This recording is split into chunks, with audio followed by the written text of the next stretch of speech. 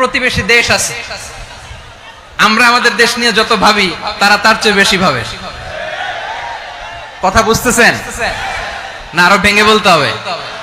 হ্যাঁ, আমরা আমাদের দেশ নিয়ে যত উদ্বিগ্ন, এদের আরো টেনশন বেশি। বলেন আমাদের দেশে শান্তি আছে না নাই? আমরা হিন্দু মুসলিমে কখনো দাঙ্গা লাগে? আসতে বলেন কেন লাগে? ওদের পূজা পার্বণে আমাদের মাদ্রাসার ছেলেরা যে পাহারা দেয়, চিল্লায় বলেন ঠিক কিনা? আমাদের তাফসির মাহফিলের সময় ওরা ডিস্টার্ব করে, ঢোল বাজায় না। ওদের পূজা পার্বণের সময় আমাদের তাফসির মাহফিলের ডেট হলে আমরা চেঞ্জ করে দেই। সুবহানাল্লাহ, কি সাম্প্রদায়িক সম্প্রীতির রোল মডেল। আর ওই বাংলাদেশের ব্যাপারে তারা অনেক ডিসইনফরমেশন ছড়াচ্ছিল। ভারতের অনেকগুলো গণমাধ্যম, আমি জেনারেলাইজ করব না, আমাদের প্রতিবেশী দেশের সব গণমাধ্যমকে আমি দোষ দিতে চাই না, অনেকগুলো গণমাধ্যম তারা ডিসইনফরমেশন শেয়ার করেছে। ডিসইনফরমেশন আর মিস ইনফরমেশনের পার্থক্য আছে। মিস ইনফরমেশন না জেনে ভুল বুঝে একটা মিথ্যা বা ভুল তথ্য ছড়িয়ে দেয়া, এটার ক্ষমা আছে, এটার কি আছে।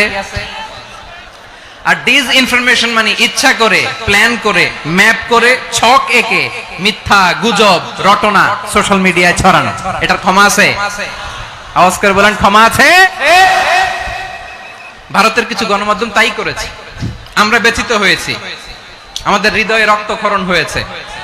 আমাদের প্রতিবেশী দেশকে বলতে চাই, আমাদের দেশ নিয়ে আপনাদের ভাবার দরকার নাই, নিজের চরকায় তেল দেন,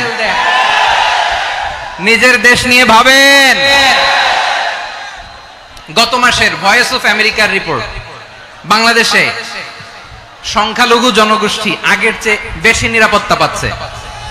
report voice of America, Muslim report নাকি? মুসলিম জরিপ, ভয়েস অফ আমেরিকা। কথা বুঝে নাই বোধহয়। ভয়েস অফ আমেরিকা কি আমাদের রিপোর্ট না? ভয়েস অফ আমেরিকার জরিপ, বাংলাদেশের সংখ্যালঘু জনগোষ্ঠী আগের চেয়ে ভালো নিরাপত্তা পাচ্ছে। শুধু এখানেই শেষ না, মাইক্রোসফটের একটা জরিপ শোনাই আপনাদেরকে। তারা সারা পৃথিবীতে গুজব, ভুয়া আর মিথ্যা নিউজ ছড়ানোতে কোন দেশ সেরা একটা রিপোর্ট করেছে। এর মধ্যে 1 নম্বরে এসেছে ভারতের নাম। মাইক্রোসফট তো মুসলমানরা চালায় না? কথা বোঝে নাই বোধহয়। প্রতিবেশী দেশকে বলবো, আপনারা নিজের চরকায় তেল দেন, আপনারাও শান্তিতে থাকেন, আমাদেরকেও শান্তিতে থাকতে দেন। সব চেঞ্জ করা যায়, প্রতিবেশী চেঞ্জ করা যায় না। আমাদের ল্যান্ড তাদের ল্যান্ড, পাশাপাশি। আমরা চাই তারাও সুখে থাক, আমরাও সুখে থাকি, ঠিক কিনা? কিন্তু প্রতিবেশী হলে বন্ধুত্বপূর্ণ আচরণ করতে হয়। প্রতিবেশী যদি বন্ধু না হয়ে প্রভু হতে চায়, এরকম দানব প্রতিবেশী কেউ চায় না। ভারত যদি বন্ধুত্ব উপহার দেয়, আমরাও বন্ধুত্ব দিব। কি বলেন? তারা যদি বন্ধু সুলভ আচরণ করে, আমরাও বন্ধুত্ব উপহার দেব। কারণ আমাদের পররাষ্ট্র নীতি হচ্ছে সবার সাথে বন্ধুত্ব, কারোর সাথে বৈরিতা নয়। আলহামদুলিল্লাহ বলেন, কত চমৎকার পলিসি আমাদের। আমরা নির্বিবাদী, আমরা বাংলাদেশিরা শান্তিকামী। We are proud of that. এজন্য আমরা গর্ববোধ করি। আমাদের পররাষ্ট্র নীতি সবার সাথে বন্ধুত্ব, কারোর সাথে শত্রুতা নয়। তাই প্রতিবেশী দেশকে বলবো, আমার ভাইয়েরা, আপনারাও আমাদের ভাই, বন্ধুত্ব দিলে বন্ধুত্ব পাবেন। বন্ধুত্ব ইজ ওয়েলকাম, দাদাগিরি নয়। বন্ধুত্ব ওয়েলকাম, দাদাগিরি নয়। Loud and clear. ভারত যদি বন্ধুত্ব দেখায়, বন্ধুত্ব পাবে। কিন্তু ভারত যদি বাংলাদেশে আধিপত্যবাদ বিস্তার করতে চায়, বাংলাদেশের 18 কোটি জনগণ সেটা রুখে দেবে। ভারত যদি গৌর গোবিন্দের ভূমিকায় নামতে চায়, দেশের 18 কোটি মুসলমান শাহজালালের ভূমিকায় নামবে।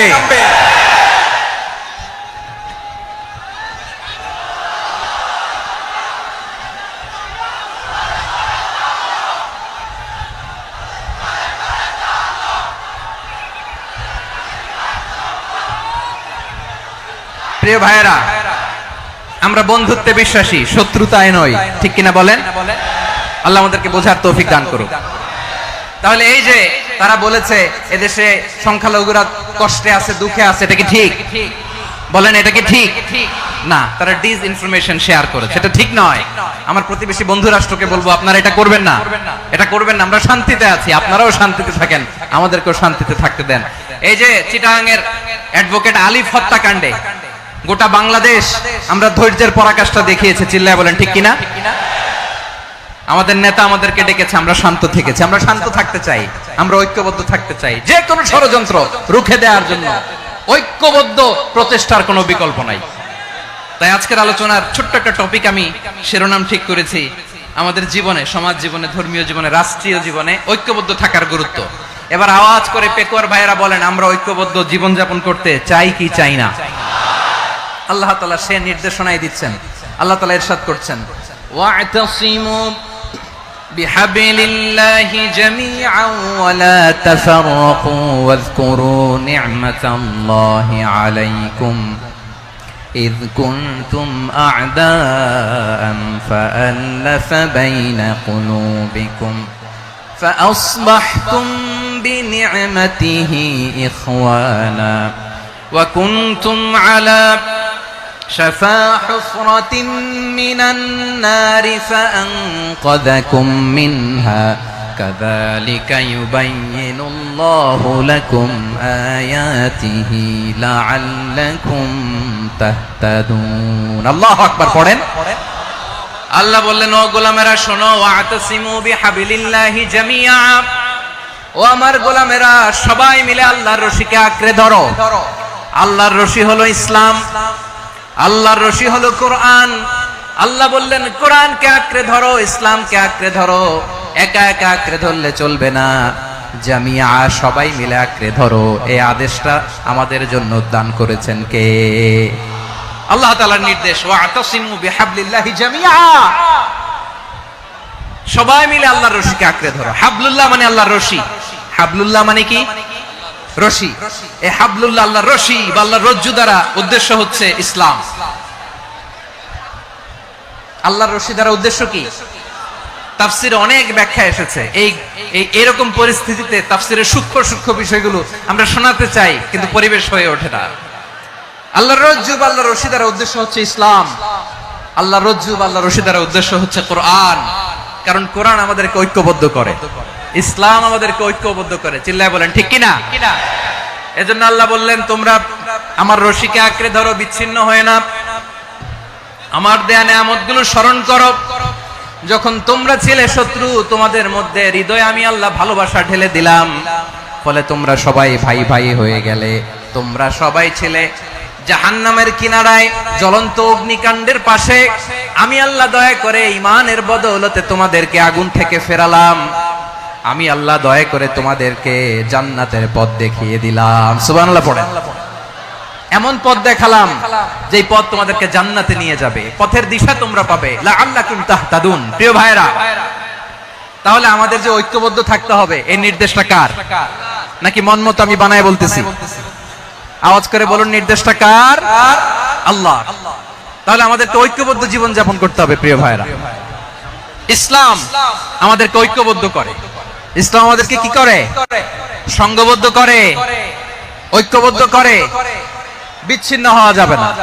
বিরোধ, বিচ্ছিন্নতা, মতানৈক্য, এগুলো আমাদেরকে ধ্বংস করে, আমাদেরকে দুর্বল করে। আর আমাদের ঐক্যবদ্ধ প্রচেষ্টা আমাদেরকে বিজয়ের দিকে এক ধাপ এগিয়ে নেয়। চিল্লায় বলেন ঠিক কিনা? এজন্য আল্লাহ বললেন, ওয়া'তাসিমু বিহাবলিল্লাহি জামিআ, তোমরা আল্লাহর রশিকে আঁকড়ে ধরো, তোমরা ঐক্যবদ্ধ জীবন যাপন করো, তোমরা বিচ্ছিন্ন হয়েও না। বিচ্ছিন্ন হইলে লস, ঐক্যবদ্ধ হলে সেখানে কল্যাণ আছে না নাই?